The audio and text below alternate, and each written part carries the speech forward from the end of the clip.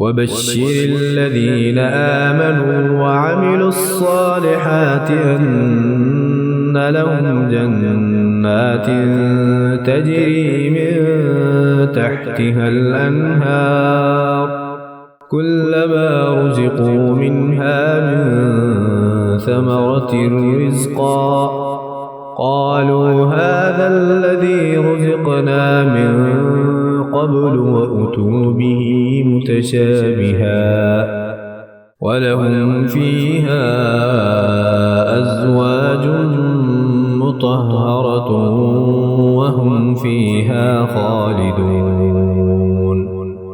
और जो लोग ईमान लाए हैं और उन्होंने नेक अमल किए हैं, उनको खुशखबरी दे दो कि उनके लिए ऐसे बागात तैयार हैं जिनके नीचे नहरें बहती होंगी।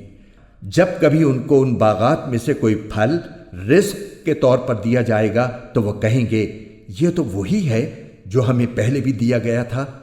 और उन्हें वो रिस्क ऐसा ही दिया जाएगा जो देखने में मिलता जुलता होगा, और उनके लिए वहां पाकीज़ा बीवियां होंगी, और वो उन बागात में हमेशा हमेशा रहेंगी।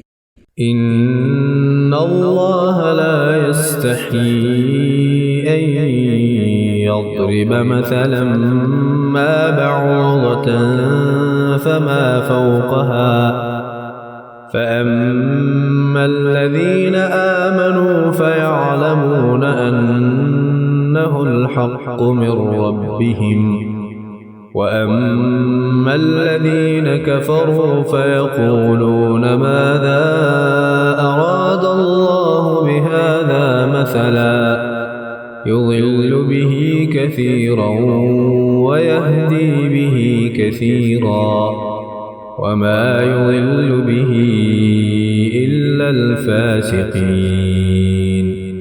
बेशक अल्लाह इस बात से नहीं शर्माता कि वो किसी बात को वाज़ेह करने के लिए कोई भी मिसाल दे, चाहे वो मच्छर जैसी मामूली चीज की हो या किसी ऐसी चीज की जो मच्छर से भी ज्यादा मामूली हो। अब जो लोग मोमिन हैं वो खूब जानते हैं कि ये मिसाल एक हक बात है जो उनके परवरदिगार की तरफ से आई है। अलबत्ता जो लोग काफिर हैं वो यही कहते हैं कि भला इस हकीर मिसाल से अल्लाह का क्या मतलब है।